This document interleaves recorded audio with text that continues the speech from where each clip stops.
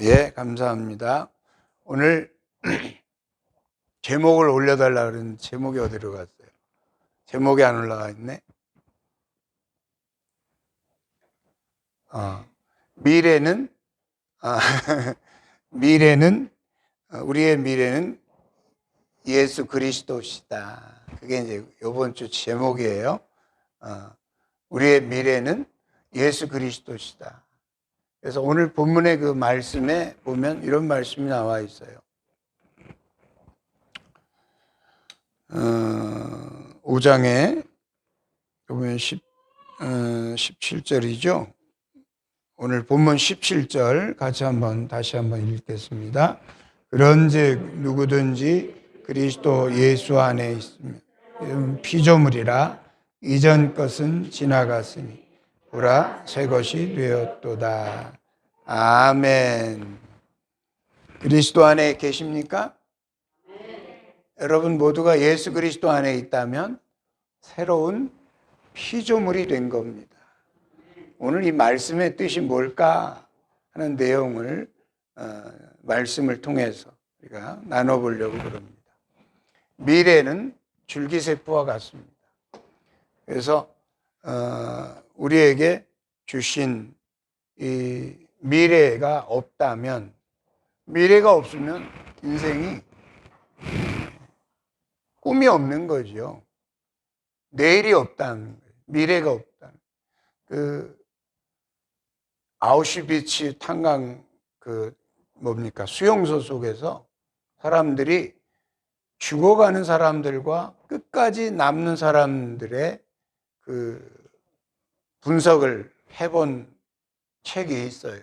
그게 뭐냐면 빅터 프랭클이 쓴 로고테라피라고 하는 그 책이에요. 그러니까 아우슈비츠 다 거기서 연기로 사라지는 그 수용소에서 600만이라고 하는 유대인들이 다 연기로 사라졌잖아요. 거기에서 살아남은 유대인이 쓴 책이 로고테라피예요. 인간은 미닝을 추구한다는 거죠. Man search for meaning. 원 제목이 Man search for meaning. 그러니까 미닝을 추구한다는 거예요. 인간은 의미를 쫓아가는 존재라는 거예요. 의미를 잃어버렸을 때 인간은 아무리 튼튼한 것 같아도 힘없이 죽는다. 그 의미라고 하는 게 뭐예요? 미래를 말하는 거예요.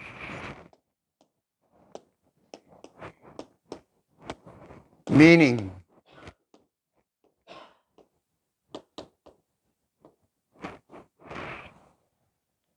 그래서 의미를 쫓아가는 것이 사람이다. 사람.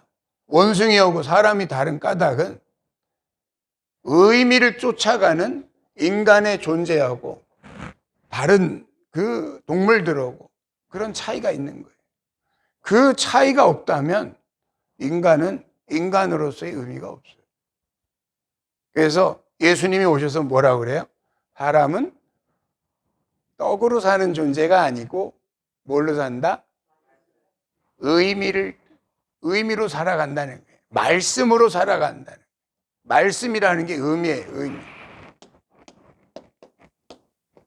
말씀은 곧 누구다? 하나님이시다. 하나님이 우리의 궁극적인 의미예요. 하나님을 향해서 자라가시기를 축원합니다. 그래서 그리스도를 향해서 인간이 이렇게 자라가는 거예요. 우리가 이 땅에 와서 그냥 한 세상 그냥 왔다가 가는 게 아니라 의미를 찾아가는 거예요. 나의 나됨을 찾아가려고 이 세상에 여러분들이 오신 거예요. 나의 나됨이 누굴까? 나의 나됨을 찾아가는. 그래서 그리스도에게까지 자라가라고 하신 걸 보면 우리의 의미는 그리스도에게 있다. 그리스도에게까지 자라가시기를 축원합니다. 그래서 우리 예수님은 우리의 미래다. 미래. 미래가 이 땅에 딱 오신 거예요. 우리 미래가 이 땅에 딱 오신 거예요. 그리고 나를 따르라. Follow me. 나를 따르라. 의미를 쫓아가는 인생들아. 미래를 구하는 인생들아. Follow me. 나를 따르라. 이러신 거예요. 예수님 따라가시기를 축원합니다. 이 인류가 이만큼 그래도 발전할 수 있었던 것은 그리스도가 오셨기 때문이에요.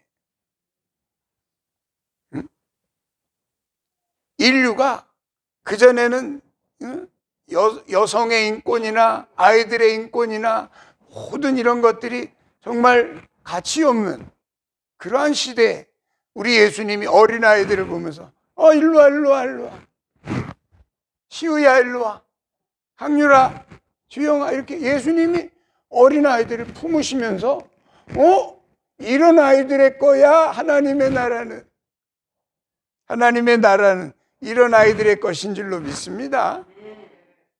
예수님이 그 가치를 발견해 주지 않으시면, 예수님이 그 가치를 인정해 주지 않았으면 어느 인생이 깨달아서 우리 인생의 참된 가치 있는 삶을 열어갈 수가 있었겠어요. 그리스도에게까지 자라가시기를 축복합니다. 그래서 누구든지 그리스도 안에 있으면 새로운 피조물이다. 무슨 피조물? 새로운 피조물. 여기서 새로운이라고 하는 말이 중요한 말이에요. 새로운이라는 말이 카이노스라는 말이에요. 카이노스.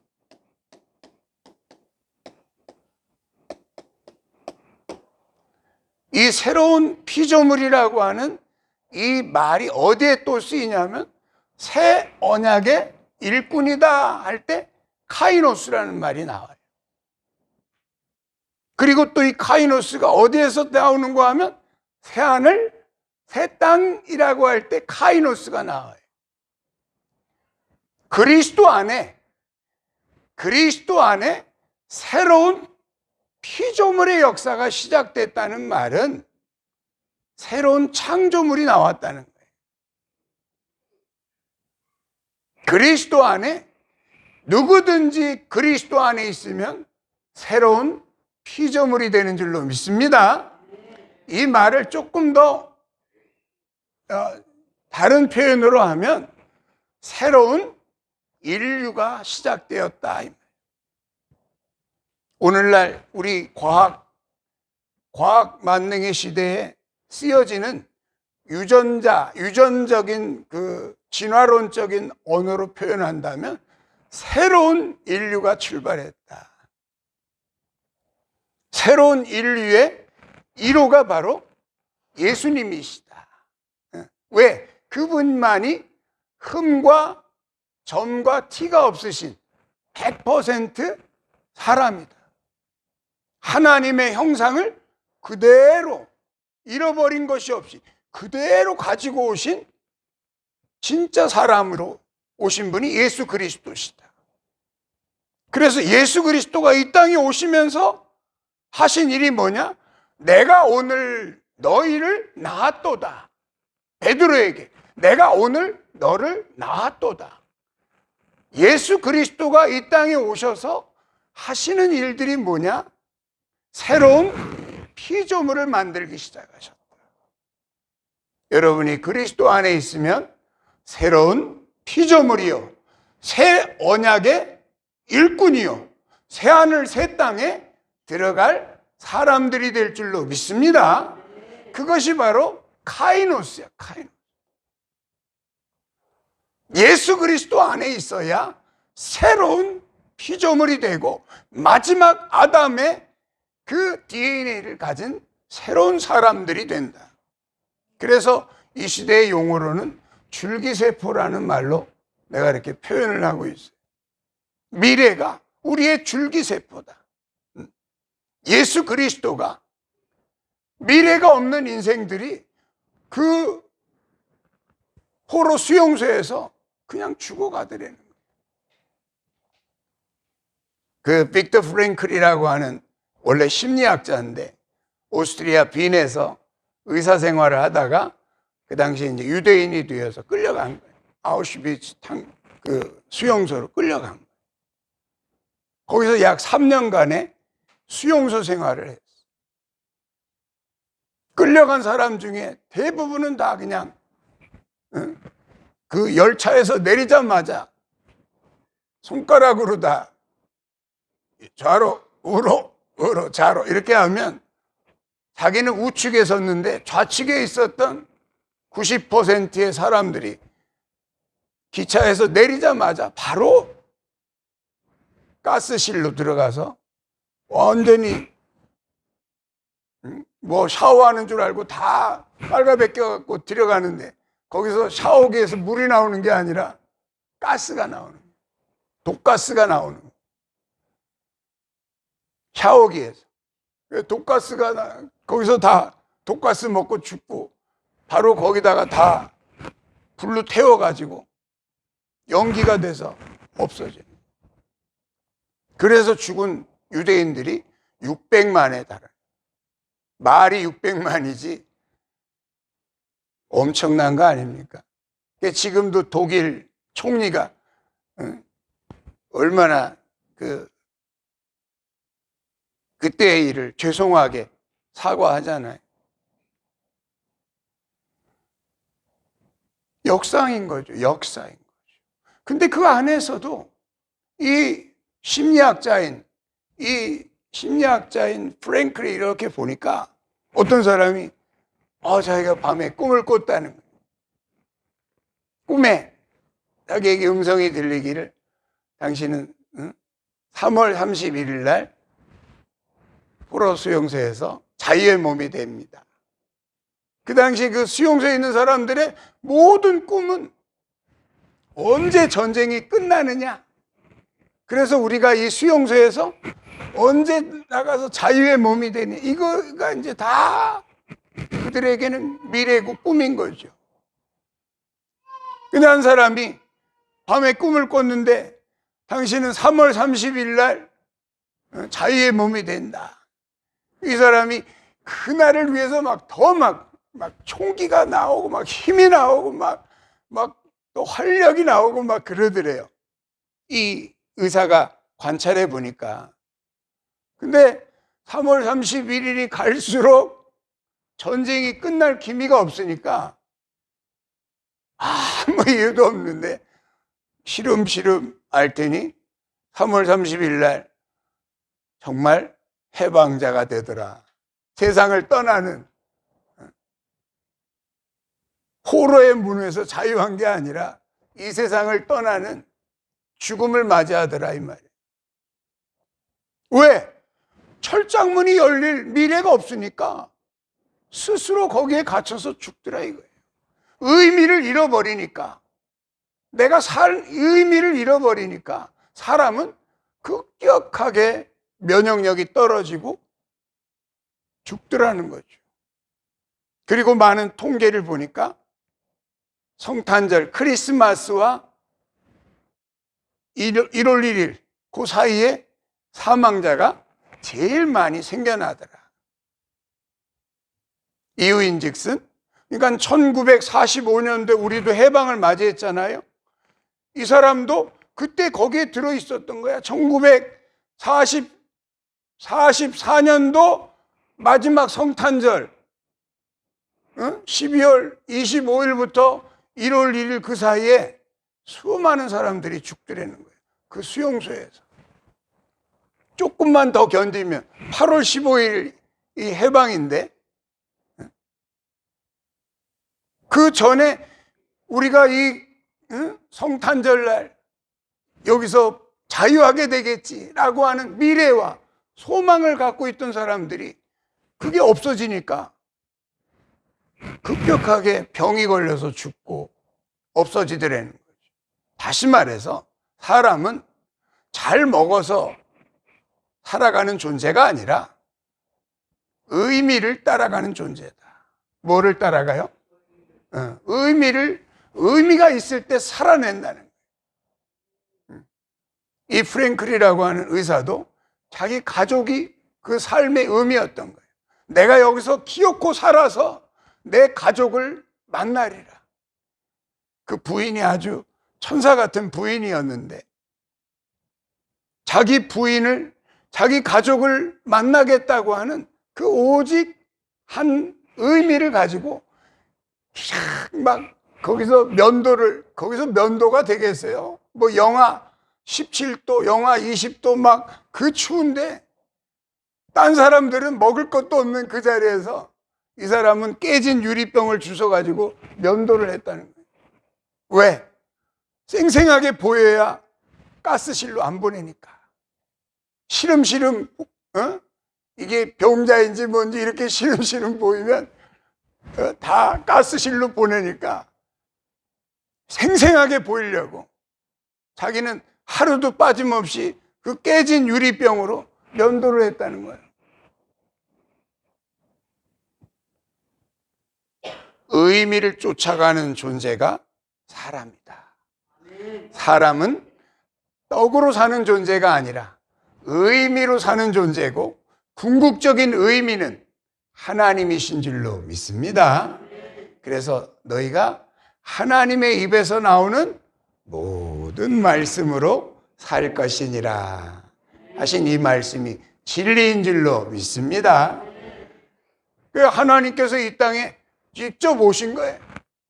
직접 이 땅에 아들을 아무 흠없는, 병균이 없는, 오염되지 않은 줄기세포로 이 땅에 보내신 역사가 예수 그리스도의 십자가의 역사고, 그 십자가의 역사가 우리 온 인류를 회복시키시는 그런 줄기세포로 오신 줄로 난 믿습니다. 그리스도는 진짜 나다. 처음에 하나님께서 우리를 창조하실 때 무엇대로 창조하셨는가 하면 하나님의 형상대로 창조하셨다. 하나님의 뭐대로? 하나님의 형상대로. 하나님의 형상대로 창조하셨는데 그 하나님의 형상이 뭐냐 이 말이에요. 하나님의 형상대로 창조하셨는데 그 형상을, 하나님의 형상을 잃어버렸다. 이 땅에 죄를 짓고 쫓겨난 인생들이 하나님의 형상을 잃어버리고 자기의 본능대로, 욕심대로 살아가는 인생들이 되었다. 그 하나님의 형상을 회복하는 것이 신앙인데, 하나님의 형상이 뭔 줄 알아야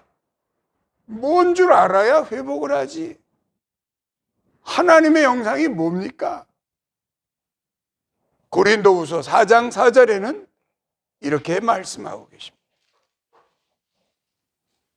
고린도후서 4장 4절 말씀 열어서 같이 한번 읽어볼까요? 시작.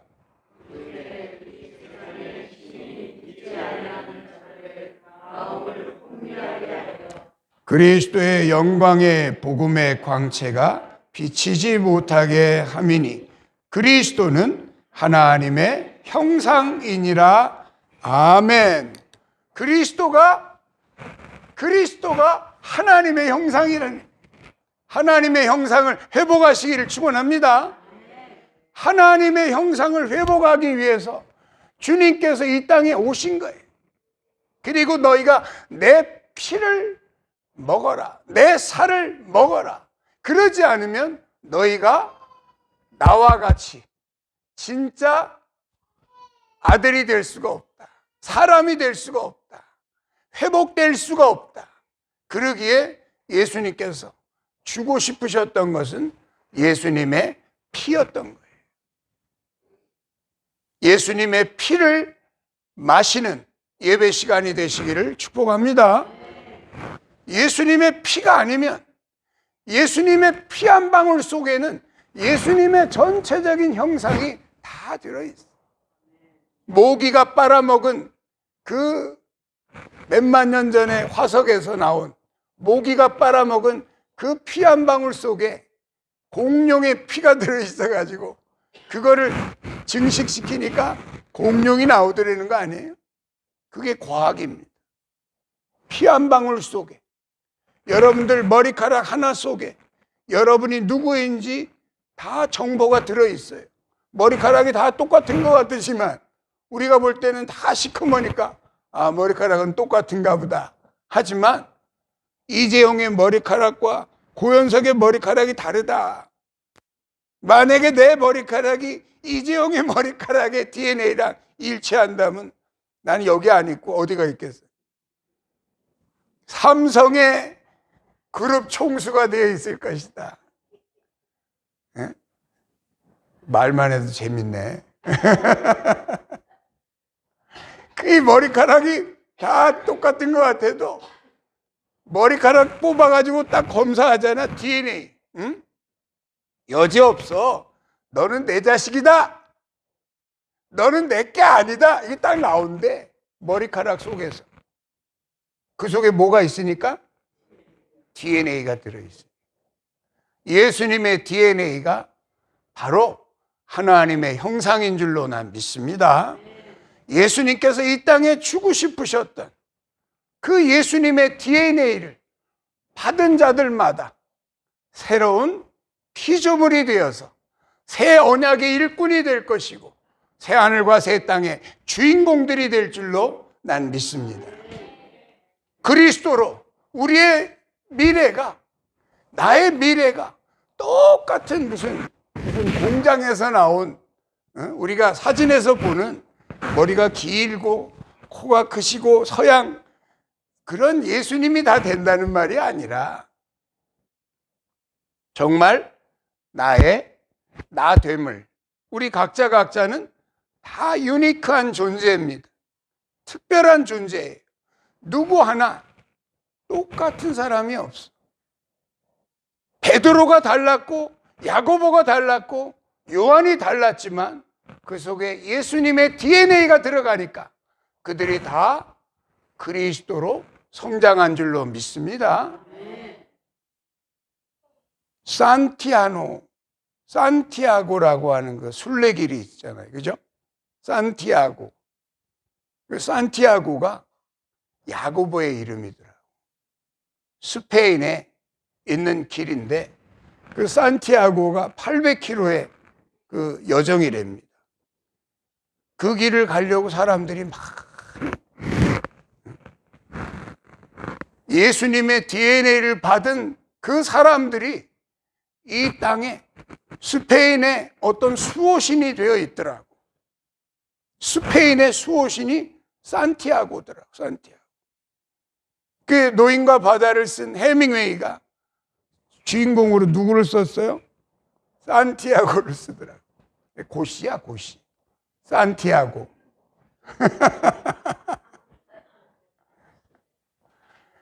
그 인생의 어떤 목적을 보여주는 거 아니에요?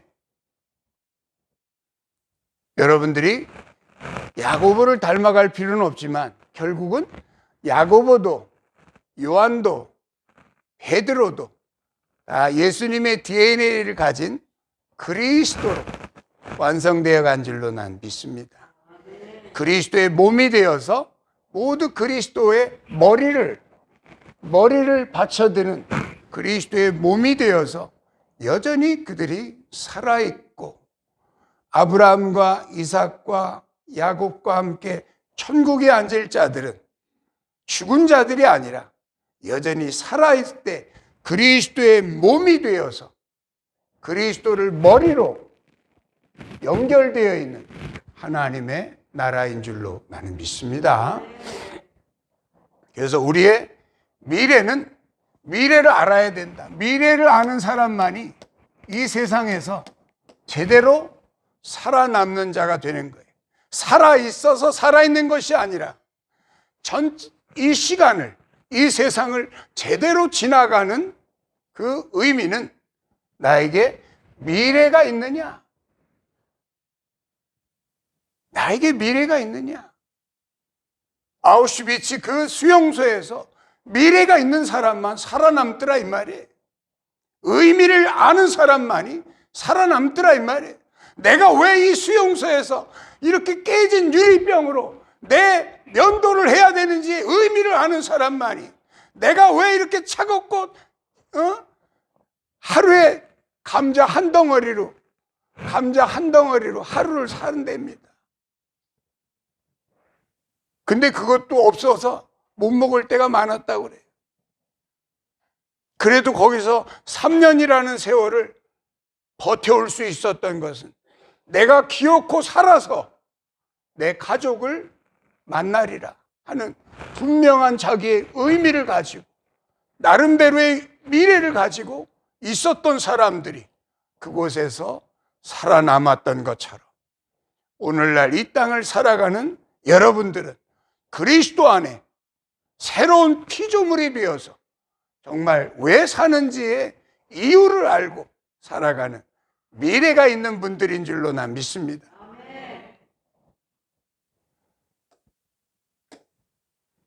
너희를 향한 나의 생각은 이것이다. 하나님이 너희를 향한 나의 생각은 이것이다. 뭘까요?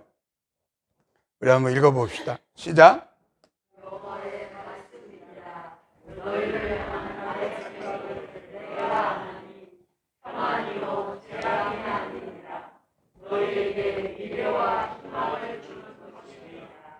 아멘. 너희에게 뭘 준다? 미래와 희망을 준다. 이 미래라고 하는 이 말도 원어로는 끝이라는 말이에요. 너희에게 마지막을 주겠다. 미래를 준다는 말은 알파와 오메가요, 시작과 끝이요 라고 하는 그 말씀처럼 내가 너희에게 주려고 하는 것은 너희에게 미래를 주겠다. 너희에게 희망을 주겠다.